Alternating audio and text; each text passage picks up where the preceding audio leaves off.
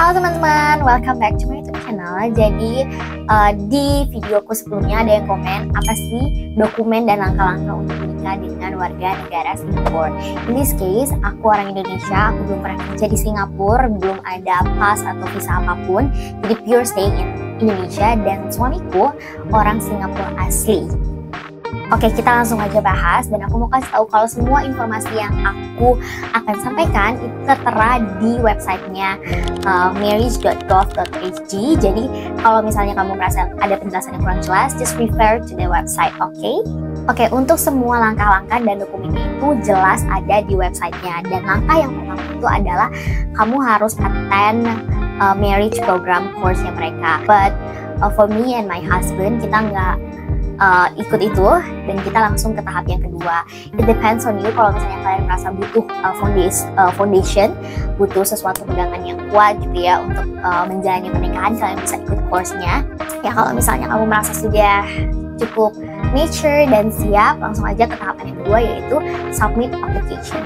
Oke, sebagai tambahan, jadi pernikahan di Singapura itu dibagi jadi dua, ada yang civil marriage dan juga Muslim marriage. So, kalau kamu beragama Muslim, kamu bisa pilih Muslim marriage, dan kalau kamu katakanlah beda agama atau kamu tidak memikirkan soal agama, ya, kamu bisa go to civil marriage.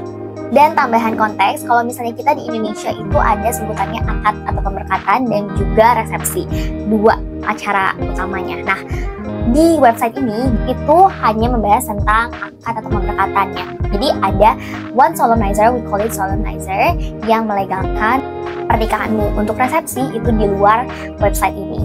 Dan kalau di Singapura, sebutan untuk akad atau pemberkatan itu adalah solemnization, dan yang melegalkan pernikahannya itu adalah solemnizer. So ini sebutan yang akan muncul beberapa kali di video.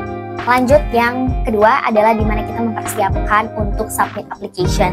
Nah, based on website, yang pertama adalah kalian harus pilih tanggalnya. Nah, tinggal kalian menuju website-nya aja dan pilih available dates. So, di sini juga ada beberapa pilihan. Kalau misalnya kamu mau mensahkan pernikahan di gedung AOM, itu hanya bisa dari Senin sampai Jumat, public holiday, weekend, closed, dan juga available only on office hours. That time, aku sama suami nikah hari Jumat sekitar pukul 1 sampai 2 PM, hanya sebentar karena memang ya, solemnization itself itu cuma takes 20 minutes. Yap, sangat singkat. Nah, kalau misalnya kamu prefer untuk lebih meriah, dan kamu pengen punya beberapa rangkaian acara, kamu bisa pilih solemnization di luar kantor ROM. Dan ini bisa diadakan di hari Sabtu dan Minggu ataupun kapanpun yang kamu mau. Nah, tapi kekurangannya kamu harus pilih dan bawa your own solemnizer. Jadi kamu harus engage, harus cari, terus juga tanya availability dari si solemnizer tersebut gitu. Tapi kalau misalnya kamu nikahnya di gedung RM, itu lebih simple. Kamu udah disediain solemnizernya dan juga kamu tinggal datang aja. Ya, terakhir itu ada pilihannya video, based on video conference gitu. Untuk detailnya aku nggak akan terlalu banyak kesana karena tidak ada pengalaman. Lebih baik kulik-kulik sendiri saja ya. Nah, untuk selecting your date and times, ini juga disarankan 6 bulan, 3 bulan sebelum hari H. Dan juga biasa tertera untuk pemilihan tanggalnya sendiri minimal 21 hari sebelum hari H. Nah, tapi waktu aku itu misalnya 3 bulan aja tuh sudah banyak tanggal yang sold, yang di booking. Jadi better dari jauh-jauh hari kalian udah booking tanggal solemnization-nya. Hal lainnya yang harus dipersiapkan yaitu adalah untuk aku foreigners itu pasport, dan untuk Singaporean spouse itu SingPass dan juga IC. It's very simple, hanya itu yang dibutuhkan. Dan untuk witness, saksi, itu cukup 1 dari tiap pihak. Jadi saat itu kita bawa papaku dan papanya suami, dan sama cuma butuh paspor untuk papaku dan juga IC-nya papa suamiku. Stepnya very simple, tinggal isi aja semua poin-poin informasi yang dibutuhkan, dan semuanya tuh tercantum di paspor, dan juga your education background, everything is simple to just fill it up and then you will receive an email afterwards. Dan setelah kamu receive email, nanti ada perintah untuk melakukan pembayaran. Pembayarannya sendiri aku sekitar $42. Nah, selanjutnya itu adalah kalian harus memilih tanggal appointment. Jadi kalian harus ke kantornya ROM, Registry of Marriage, both of you, untuk submit verifikasi dokumen. Nah, saat itu aku sama suami pergi H-1 sebelum hari H. Jadi bener-bener dadakan, tapi it's not a big deal karena prosesnya pun cepet. Kayak kita tinggal ambil nomor antrian, terus kita masuk ke ruang ROM-nya dan cukup kasih paspor, terus kita need to sign a paper dan nanti dijelasin flow solemnizations.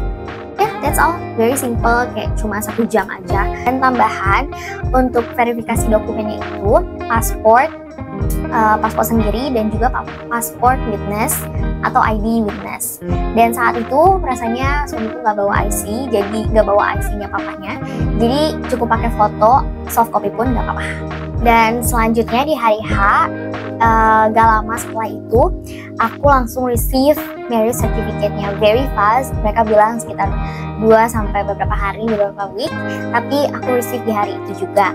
Nah, setelah aku receive marriage certificate, langsung aja aku proses long term visit pass. Jadi aku nggak harus bolak-balik Indonesia Singapura untuk perpanjang visa. So long term visit pass allow me to stay in Singapore for 1 year.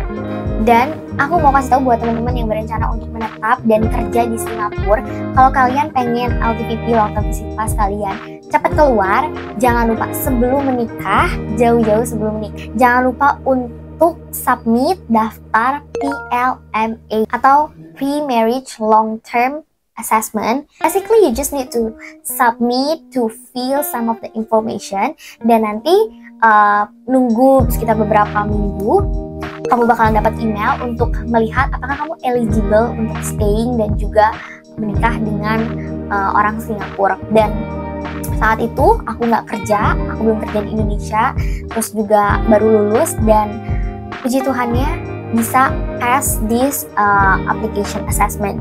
So karena aku udah pass this assessment, itu mempermudah aku untuk mendapatkan LTVP dengan cepat. LTVP itu biasanya prosesnya berbulan-bulan, bahkan up to 6 months. But since I already passed the PLMA assessment, my LTVP is proceed only 6 weeks. Perbedaannya jauh kan? Jadi ini penting banget. Mungkin beberapa dari teman-teman kelewatan nikah dulu baru proses LTVP dan nggak tahu ada PLMA.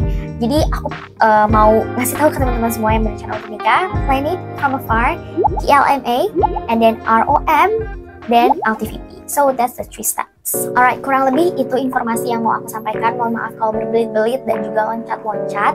Kalau misalnya ada further questions, just drop a comment below. I will try to answer it as much as I could. Dan jangan lupa juga untuk subscribe dan share kalau misalnya kamu merasa terbantu dengan video ini. Thank you so much and I'll see you in the next video. Bye-bye!